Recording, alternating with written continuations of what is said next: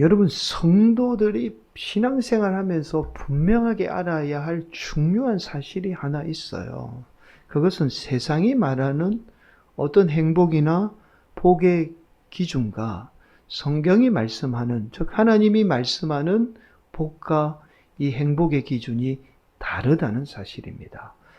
여러분 조금만 비슷하면 그래도 우리가 조금 충분히 이해하거나 따라 살 수 있어요. 그런데 완전히 반대를 외치고 있습니다. 그래서 우리 성도들이 이 혼란을 겪기도 하고 심지어 교회에 남아오면서 온전히 하나님을 믿지 못하는 반쪽짜리 신앙생활을 하게 됐죠. 이러한 오늘날 성도들의 모습은 단순히 성도들을 반쪽짜리 신앙인으로만 살게 하는 것이 아니라 세상에도 속하지 못하고 하나님께도 속하지 못하는 삶을 살게 해요. 그래서 우리 성도들이 대부분 혼란을 겪으면서 어려움을 당하는 이유가 바로 여기에 있습니다. 자꾸만 우리 성도들이 성경에 말씀하는 복과 행복을 쫓아 사는 것이 아니라 세상이 말하는 그 행복과 복을 쫓아 살다가 어려움을 겪게 되는 거죠. 여러분, 이러한 어려움의 원인이 바로 성도들이 성경이 말씀하는, 즉 하나님이 말씀하는 행복과 복에 관해서 올바른 정의를 갖지 못하기 때문에 그래요. 가령 예를 들어서 우리가 당하는 고난을 세상은 뭐라고 이야기하냐면 징계라고 말씀하죠. 우리의 잘못 때문에 우리가 고난을 받게 된다라고 그렇게 말하죠. 그러나 성경은 그렇게 말씀하지 않아요. 오히려 우리 성도들이 당하는 고난은 단순히 죄의 결과가 아니라 하나님이 저와 여러분에게 오히려 복을 주시기 위해서 우리에게 고난을 주신다라고 말씀합니다. 여러분, 하나님이 성도들에게 복을 주는 방법이 다양해요. 그 중에 하나가 고난입니다. 고난을 통해서 성도들에게 복을 주시게 되죠. 그래서 이 고난에 대한 정의가 세상과 완전히 다른 거예요. 그래서 우리 성도들이 고난을 겪으면 오히려 그 고난 때문에 복을 받게 됩니다. 고난에 대한 다른 해석이 삶의 다른 결과를 가져오게 되는 거죠. 여러분, 그래서 우리 성도들이 이 땅 가운데 행복하고 복된 삶을 살기 위해서 먼저 선행되어야 할 것이 바로 성경이 말씀하는 진정한 행복과 복이 무엇인가에 관한 바른 정의를 가지는 것이 너무나 중요해요. 그럴 때에 우리 성도들이 이 땅 가운데 진정한 행복과 복을 누릴 수 있습니다. 그렇지 않으면요, 우리 성도들이 정말 세상에서 열심히 살아도 제대로 된 행복과 복을 누리지 못해요. 여러분, 그렇잖아요. 진정한 행복과 복을 모르는데 어떻게 진정한 행복과 복을 누릴 수 있겠습니까? 혹 우연이라도 우리 삶 가운데 그 행복과 복이 찾아와도 그것을 모르기 때문에 여러분 어떻게 놓쳐버리고 소유하지 못하게 되는 거죠. 사랑하는 성도 여러분, 오늘 저와 여러분이 함께 나누게 되는 하나님의 말씀은요, 바로 우리 성도들이 이 땅 가운데 누려야 할 진정한 행복과 복이 무엇인가에 관해서 말씀하는 하나님의 말씀이에요. 오늘도 우리 성도들이 주시는 하나님의 말씀을 통해서 이 땅 가운데 진정한 행복과 복을 누리는 복된 성도들이 되시기를 간절히 축복합니다. 저와 여러분이 조건에 상관이 없어요. 부족해도 얼마든지 하나님의 말씀대로 그 행복과 복의 기준을 바르게 정의하시고 바르게 살게 되면 얼마든지 우리가 이 땅 가운데 복된 삶을 살 수 있습니다. 오늘도 그 놀라운 하나님의 은혜가 임하기를 간절히 축복합니다. 여러분, 오늘 본문의 말씀은 예수님이 우리가 너무나 잘 아는 잔치에 관한 비유의 말씀을 해요. 이런 내용입니다. 어떤 사람이 잔치를 베풀게 되죠. 우리가 함께 나누고 있는 누가복음은 어떤 사람이라고 말씀하죠. 그런데 다른 성경에 보니까 이 잔치를 지금 베푸는 사람이 한 나라를 다스리던 임금이라고 말씀해요. 여러분, 임금은 어떤 사람이죠? 권력과 힘을 가진 사람이에요. 이 사람이 지금 잔치를 베풀어서 사람들을 지금 초대하고 있는 거예요. 그런데 청함을 받은 사람들이 이런저런 핑계를 대며 잔치에 참여하지 않습니다. 여러분, 사실 이런 일은 있을 수 없는 일이에요. 과거에 여러분 오늘날도 대통령이 초대하면 모든 것 다 팽개치고 그 초대에 참여해야 되잖아요. 과거는 말할 것도 없잖아요. 그런데 초대를 받은 사람들이 임금이 잔치에 초대했는데도 지금 자신의 어떤 핑계 때문에 그 초대를 거부하고 있는 거죠. 여러분, 그 핑계가 이렇습니다. 첫 번째 사람은 밭을 샀는데 그 밭을 돌보아야 되기 때문에 잔치에 참여할 수 없다라고 말하죠. 여러분, 잔치를 베푸는 주체가 임금이 아니라면 충분히 이해할 수 있는 핑계죠. 여러분, 잔치를 베푸는 주체가 임금이 아니라면 누구든지 그 핑계가 통할 수 있어요. 그런데 이 사람은 지금 잔치를 베푸는 주체가 누구인가를 망각하고 있어요. 두 번째 사람도 마찬가지예요. 이렇게 말합니다. 소 5마리를 사서 소 때문에 잔치에 참여할 수 없다는 거죠. 여러분, 아마도 소를 돌보는 문제는 이 사람에게 중요한 문제일 수 있습니다. 그러나 지금 잔치에 초대하는 대상이 누구죠? 임금이죠. 자, 그래서 이 사람의 핑계는 핑계가 될 수 없어요. 마지막 사람도 이렇게 핑계를 대요. 장가를 들었으니 잔치에 참여할 수 없다라고 말합니다. 지금 다 사정과 핑계가 있었던 거죠. 그러자 잔치를 베푼 임금이 종을 시켜서 거리에 나가서 가난한 자나 몸이 불편한 자를 데려와서 잔치를 베풀게 됩니다. 그리고 이렇게 말씀해요. 24절 함께 나눕니다. 내가 너희에게 말하노니 전에 청하였던 그 사람들은 하나도 내 잔치를 맛보지 못하리라 하였다 하시니라. 여러분, 임금의 초대에 응하지 않은 사람은 절대로 잔치를 맛보지 못한다는 말씀이죠. 참여하지 못하니까 그 잔치를 하나님이 임금이 베푼 잔치를 맛볼 수 없다라는 말씀이죠. 그리고 이어서 우리가 너무나 잘 아는 말씀이에요. 예수님의 제자가 되기 위해서는 반드시 자기 십자가를 지고 예수님을 따를 것을 말씀해요. 여러분, 전혀 잔치의 비유와 예수님을 따르는 문제는 별개의 말씀이잖아요. 그런데도 예수님은 자기 십자가를 지고 예수님을 따를 것을 지금 말씀하고 있습니다. 오늘 본문 27절 말씀 한 번 더 함께 봉독합니다. 누구든지 자기 십자가를 지고 나를 따르지 않는 자도 능히 내 제자가 되지 못하리라. 이후에는 이런 말씀을 합니다. 우리 인생이 예수님을 따르지 않으면요, 마치 계산 없이 집을 짓는 어리석은 인생과 같다라고 이야기해요. 여러분, 우리가 집을 지으려면 예산에 맞게 계획을 세워서 집을 지어야 다 지을 수 있잖아요. 근데 아무 생각 없이 집을 지으면 중간에 집을 짓다가 집이 그냥 돈이 없어서 못 짓게 되잖아요. 그래서 다 생각하고 집을 지어야 됩니다.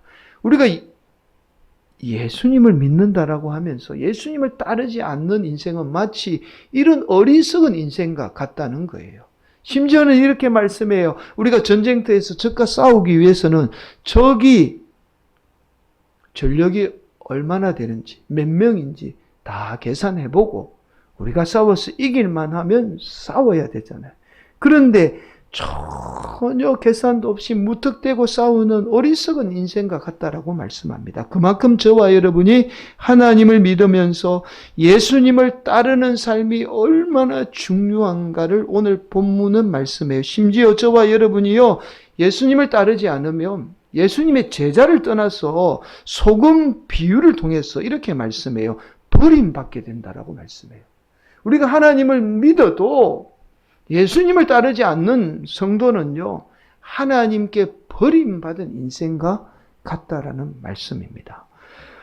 여러분, 우리는 이제 계속해서 누가복음의 말씀을 나누고 있지요. 여러분, 언젠가 말씀을 드렸듯이 성경 말씀인 하나님의 말씀, 성경 말씀이 다 중요하지만 특히 누가복음은 교회사적인 측면에서 볼 때 아주 중요한 위치를 차지하고 있습니다. 그 이유가 누가복음이 기록될 당시 초대교회는 두 가지의 위기의 상황에 직면해 있어요. 교회가 계속해서 이 땅에 존재할 수 있는가, 아니면 역사 속에 완전히 사라질 수 있는가라는 그 아주 중대한 위기 상황에 내몰려 있던 상황이 지금 누가복음이 기록될 상황이에요. 그 상황의 첫 번째가 뭐냐 하면 극심한 핍박입니다. 여러분, 로마의 네로 황제로부터 시작된 핍박이 극에 달했던 시기가 바로 누가복음을 기록할 시기예요. 여러분, 초대교회는 이전만 해도 유대인들의 많은 핍박이 있었어요. 그런 로마 제국의 핍박과는 완전히 달랐습니다. 왜냐하면 유대인들의 핍박은 지역적인 한계성을 가지고 있어요. 그러니까 유대인 안에만 핍박이 있는 거예요. 그래서 성도들이 그러면 우리 다른 지역에 가서 살면 되지. 그래서 실제로 유대인들의 핍박이 오니까 성도들이 어떻게 다른 지역에 가서 살았습니다. 근데 오히려 이것이 교회가 더욱더 부흥하고 성장하는 은혜의 결과로 이어지게 돼요. 그런데 로마 제국의 핍박은 완전히 달라요. 왜냐하면 지금 이 시대가, 이 세상이 로마 제국이 다 다스리고 있었잖아요. 그래서 로마 제국으로부터 핍박을 받는다는 것은 곧 성도들이 어디에 가도 살 수 없다는 말과 같았던 거예요. 그래서 이 성도들이요, 로마 제국의 핍박을 심각하게 받아들이게 돼요. 근데 이 핍박이 하루 이틀 끝난 게 아니라 무려 300년 동안 긴 시간 동안 지속이 되죠. 그래서 성도들이 다 숨어서 살게 됩니다. 그만큼 핍박이 심각했던 거예요. 자, 두 번째, 초대교회가 직면했던 위기는 예수님의 말씀에 대한 의심을 품기 시작해요. 여러분, 초대교회는 순수하게 예수님의 말씀으로부터 시작이 됩니다. 그런데 성도들이 차츰 시간이 지나면서 예수님의 말씀이 이게 정말 맞을까? 맞지 않을까? 의심을 품기 시작합니다. 왜냐하면 예수님이 이렇게 말씀했잖아요. 이 세대가 끝나기 전에 내가 이 땅에 재림하게 되리라 라는 아주 중요한 복음의 가장, 교회의 말씀의 가장 중요한 재림에 관한 핵심적인 말씀을 이렇게 말씀하셨거든요. 근데 이미 누가복음을 기록할 당시는요, 이미 한 세대가 훨씬 지났어요. 예수님의 재림이 하지 않았던 겁니다. 그래서 초대교회 성도들은요, 예수님의 말씀에 대해서 의심을 품을 수밖에 없었던 거예요. 그래서 초대교회는 밖으로는 로마 제국의 심각한 핍박과 안으로는요, 예수님의 말씀에 대한 의심으로 교회가 정말 이 세상에 존재할 수 있을지 말지 심각한 상황에 내몰리게 되었던 거예요. 여러분, 놀랍게도 사실 이 초대교회의 이러한 위기에서 초대교회를 구한 말씀이 바로 누가복음입니다. 우리가 지금 함께 나누고 있는 누가복음이에요. 그래서 누가복음은 오늘 한국교회가 위기에 내몰린 상황에서 저와 여러분에게 특별한 의미를 지니고 있는 말씀이에요. 어쩌면 이 누가복음이 한국교회의 위기뿐만 아니라 저와 여러분의 개인의 위기도 극복할 수 있는 하나님의 놀라운 말씀이 되는 복된 말씀인 거예요. 여러분, 그래서 누가복음은 다른 복음서와 조금 다릅니다. 예수님의 말씀을 아주 특별한 구조로 기록을 하고 있어요. 조금 어려운 말씀을 드리겠습니다.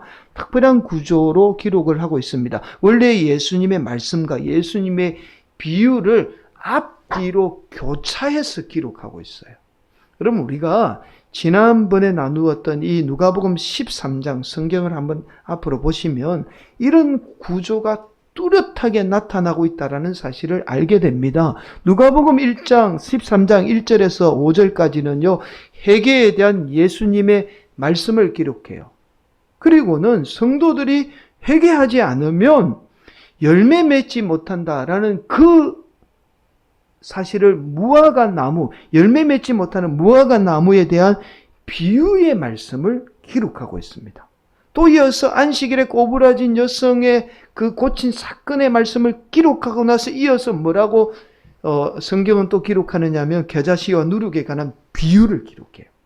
그러니까 누가복음은 이처럼 자신의 복음서를 통해서 예수님의 말씀, 비유, 말씀, 비유 이렇게 교차적으로 기록하면서 예수님의 말씀을 그 시대 어려운 성도들에게 맞게 재해석하게 되었던 거죠.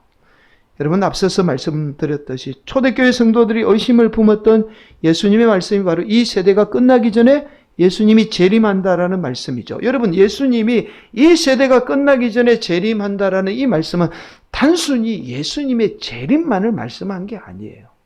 성도들이 이 땅 가운데 누려야 될 그 천국을 다 포함하고 있는 말씀입니다. 그런데 제자들이나 초대교회는요, 천국이 단순히 예수님의 재림으로부터 임하는 미래적인 의미만 생각했던 거예요. 현재 우리가 누려야 될 천국에 관해서는 간과했던 겁니다. 그래서 누가는 자신의 복음서를 통해서 천국의 현재성에 대해서 말씀하며 당시에 초대교회가 내몰린 상황을 극복할 수 있도록 하나님의 말씀이 역사하게 되었던 거예요. 즉 천국은 미래적인 의미도 있지만 현재 우리가 이 땅 가운데 누려야 할 곳임을 말씀합니다. 초대교회 성도들이 현실이 아무리 힘들고 어려워도 이 땅 가운데 어려운 현실 가운데 성도들이 천국을 누리게 되면 어떠한 어려움도 이겨낼 수 있고 극복할 수 있다라는 말씀을 오늘 본문을 통해서 지금 하고 있는 거죠.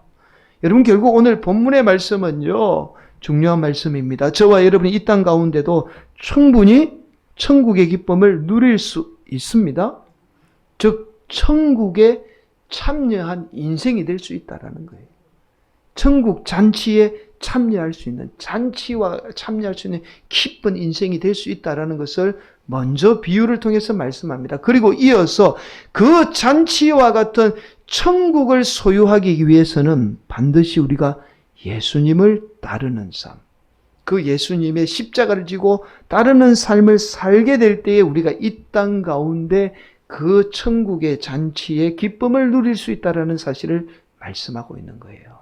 그래서 누가는 먼저 천국 잔치에 관한 비유의 말씀을 합니다. 그리고 이어서 저와 여러분이 집을 지으면서 계산 없이 사는 인생, 전쟁하면서 아무 생각 없이 전쟁하는 어리석은 인생이 아니라 예수님의 십자가를 지고 예수님을 따르게 될 때에 저와 여러분은 어려움, 현실을 극복할 수 있으며 저와 여러분의 인생은 잔치에 참여할 수 있는 복된 인생이 될 수 있다라는 사실을 오늘 본문은 우리에게 말씀하고 있습니다. 여러분 그래서 서두에서 제가 이런 말씀을 드린 거예요. 하나님이 말씀하는 우리의 인생의 행복이나 복에 관한 정의를 갖지 못하면 절대로 우리 인생이 행복하고 복된 삶을 살 수 없다라는 말씀을 드린 이유가 바로 여기에 있는 겁니다. 저와 여러분이 이 땅 가운데 행복하고 복된 삶을 살 수 있는 것, 즉 우리 인생 가운데 하나님이 베풀어 주신 이 잔치에 참여할 수 있는 인생은 오직 예수님을 따르는 길밖에 없어요. 예수님이 가셨던 그 희생과 섬김의 십자가의 길만이 오늘도 저와 여러분을 복되고 행복한 길로 인도할 수 있어요. 여러분, 예수님이 이 땅에 오셔서 힘든 삶을 살았죠. 그러나 예수님이 십자가를 지심으로 말미암아 온 인류의 가장 복되고 행복한 인생이 되었어요. 저와 여러분도 마찬가지입니다. 우리가 힘들죠. 어렵지요. 핑계가 있지요. 그러나 예수님을 그 십자가의 길, 희생과 섬김의 길을 따르게 될 때에 그 핑계, 조건 상관없이 우리 성도들이 이 땅 가운데 가장 행복하고 복된 삶을 살 수 있다라는 겁니다. 여러분, 이 땅은요, 하나님이 우리에게 베풀어 진 잔치와 같은 그런 잔치와 같은 거예요. 우리가 정말 이 땅에서 그 잔치와 같은 인생에서 기쁨을 누리며 사느냐, 아니면 평생 별것 아닌 문제로 가지고 힘들게 사느냐, 그건 저와 여러분이 예수님을 따라 사느냐, 따라 살지 않느냐, 거기에 달려 있는 겁니다. 여러분, 세상은 우리가 온통 많이 소유해야 잔치와 같은 삶을 살 수 있다라고 말합니다. 여러분, 많이 소유해서 누리는 기쁨과 행복이 있어요. 분명합니다. 소유를 가지면 여러분 기쁨이 있어요. 예, 교회가 없습니다라고 말하지만 그렇지 않습니다. 소유하는 것에 대해서 오는 기쁨이 분명히 있지요. 그런데 이 소유에 의해서 오는 기쁨은 또 다른 소유를 가져야만이 우리가 지속적으로 행복하고 기뻐할 수 있는 거죠. 그래서 이 소유를 통해서 오는 행복은요, 자꾸만 다른 욕망을 부추기게 되죠. 낳게 됩니다. 그래서 우리가 욕망에 붙들려 사는 인생이 되는 거예요. 그래서 우리의 삶에 그 행복은 오래 머물지 못합니다. 여러분, 그러나 반면에 우리 하나님 주시는 행복은요, 영원하죠. 지속적이죠. 변함이 없어요. 여러분, 우리는 여기에서 우리 성도들이 예수님을 믿으면서 왜 행복하지 못한 그 이유를 지금 알게 되죠. 저와 여러분이 온통 세상이 말하는 행복과 복을 추구하며 살고 있는 거예요. 행복과 복에 관해서 잘못된 정의를 가지고 있는 겁니다. 그 잘못된 정의를 가지고 저와 여러분이 지금 살고 있는 거예요. 하나님을 믿고 있는 거예요. 그래서 우리가 하나님 믿음에도 불행한 거죠. 사랑하는 성도 여러분, 저와 여러분을 위해서 예수님이 십자가를 지고 자신의 목숨까지 내어놓으신 것은 단순히 저와 여러분을 구원하시기 위해서만 십자가를 진 게 아닙니다. 예수님이 십자가를 지면서 저와 여러분을 하나님의 자녀로 부르신 것은 이 험난한 세상에서 하나님이 예비한 그 잔치에 참여할 수 있도록, 기쁨을 누릴 수 있도록 저와 여러분을 하나님의 자녀로 부르신 거예요. 여러분, 이 잔치는 이 세상의 임금이신 주인이신 하나님이 베푼 잔치입니다. 우리가 그 잔치를 거부할 수 있는 존재가 아니에요. 그 잔치를 거부하는 인생은 아무리 많이 가져도, 아무리 많이 배워도 불행할 수밖에 없습니다. 여러분, 또한 우리가 예수님을 따르는 삶은 복을 떠나서 우리가 처한 어려운 상황을 이겨내게 해요. 여러분, 예수님이 그 어려운 상황을 이겨냈던 것은 십자가를 지고 하나님 말씀에 순종해서 따랐기 때문에 현실의 어려움을 이겨낼 수 있었던 거예요. 여러분, 우리가 정말 성도들이 어려움을 당하면요, 자꾸만 다른 것으로 그 어려움을 이겨내려고 해요. 그러나 우리가 어려움을 이겨내는 방법은 예수님처럼 예수님 따라 사는 길밖에 없어요. 희생과 섬김의 길을 따르게 될 때 우리가 세상의 어려움을 이겨내게 됩니다. 여러분, 많은 분들이 그런 말씀하잖아요. 예수 믿으면 세상의 어려움 이겨낼 수 있습니다. 어려움 이겨낼 수 있습니다. 그렇게 말씀해요. 근데 진정 방법은 말씀하지 않잖아요. 그 방법이 뭔지 아세요? 예수님의 그 십자가의 길을 따르는 겁니다.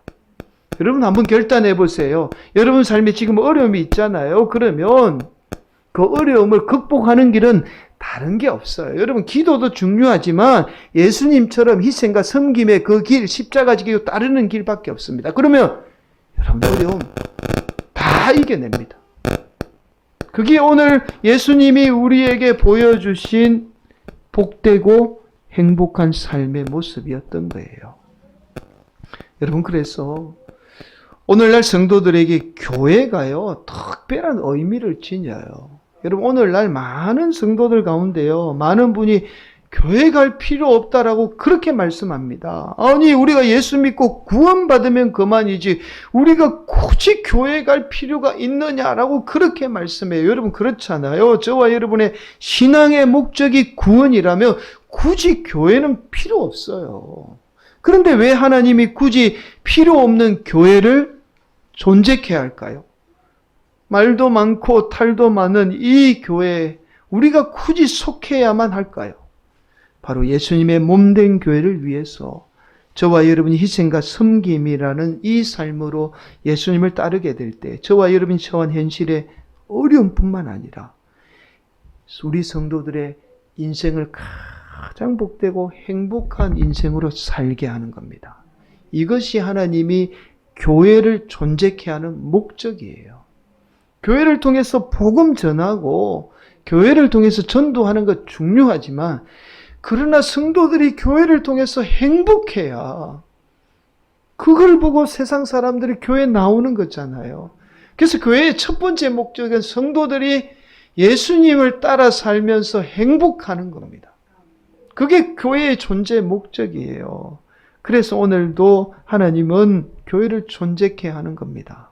사랑하는 성도 여러분, 저와 여러분은 부족한 조건 때문에 늘 불만하며 살죠.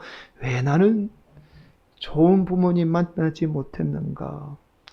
좋은 부모 만났으면 내가 좀 상황이 좋았었을 건데, 그리고 나는 왜 이렇게 많이 가지지 못하는가? 심지어 자신이 그렇게 열심히 공부하지 않아 놓고 부모님 머리탓만 해요. 우리 부모님이 머리가 나빠서 내가 공부 못한다. 우리 부모님 머리 나쁜 거하고 내가 공부 못하는 거하고는 전혀 상관이 없는 문제잖아요. 모든 것이 부족한 조건 때문이라고 그렇게 생각. 그래서 오늘 본문에 이 예수님, 하나님의 그 임금의 잔치에 초대에 거부했던 사람들처럼 돈 많이 벌어서 소도 많이 사야 하고 좋은 사람 만나서 장가도 가야 하고 그렇게 또 돈 많이 벌어서 자녀들 좋은 대학 보내야만이 우리가 행복하고 복된 삶을 살 수 있다라고 그렇게 생각합니다. 그래서 늘 부족한 조건 때문에 이런저런 핑계로 하나님의 잔치의 초대를 우리 성도들이 거부하고 있는 거예요. 하나님을 믿으면서도. 여러분, 그러나 저와 여러분이 부족해도 예수님처럼 희생과 섬김의 삶을 살게 되면 여러분이 처한 어려운 현실도 반드시 이겨내고 또한 얼마든지 하나님이 채워주시는 그 놀라운 은혜로 말미암아 복되고 행복한 잔치에 참여한 인생이 될 수 있습니다. 오늘도 우리 성도들이 이 땅 가운데 가장 복되고 행복한 예수님을 따라 살아서 우리 성도들의 인생 또한 가장 복되고 행복한 인생이 되시기를, 그 하나님이 예비하신 그 천국 잔치에 참여할 수 있는 복된 성도들이 되시기를 간절히 축복합니다. 여러분, 우리가 너무나 잘 아는 미움받을 용기라는 책이 있죠. 이 책에 관해서 제가 잠깐만 말씀을 드리고 오늘 말씀을 좀 마무리하도록 하겠습니다. 이 책은 사실은 일본 심리학자가 쓴 책입니다. 우리는 이제 알프레드 아들러가 쓴 책이라고 그렇게 알고 있지만 일본의 심리학자가 제3의 심리학자라고 불리는 이 알프레도 아들러에 관해서 쓴 책이 미움받을 용기라는 책이에요. 이 책은 일본뿐만 아니라 우리나라에서도 꽤 오랫동안 베스트셀러 자리를 차지했던 책입니다. 이 책의 내용은 이래요. 한 젊은이가 철학자를 찾아가서 대화하는 내용으로 이루어져 있습니다. 여러분, 먼저 이 책은요, 이런 이야기를 해요. 우리 인생이 이 땅에서 행복하게 살기 위해서는 타인의 시선 신경 쓰지 않고 타인에게 미움받을 용기가 필요하다는 거예요. 우리가 살면서 불행한 이유가 너무 타인의 시선을 의식한다는 거예요. 그래서 때로는 우리가 행복하게 살기 위해서는 타인의 좀 시선, 그 미움받을 용기가 필요하다는 거예요. 행복하게 살기 위해서는. 그러자 이 청년이 이 철학자에게 그렇게 반문해요. 아니, 그러면 우리가 타인의 시선 신경 안 쓰면 이 사회가 전부 다 이기적인 사회로 바뀌지 않겠습니까? 그렇게 이야기를 하죠. 그러자 이 철학자가 마지막에 아주 중요한 말씀을 해요. 이 알프레드 아들러의 이 이야기를 빌어서 이런 이야기를 합니다. 앞에 한번 보실까요?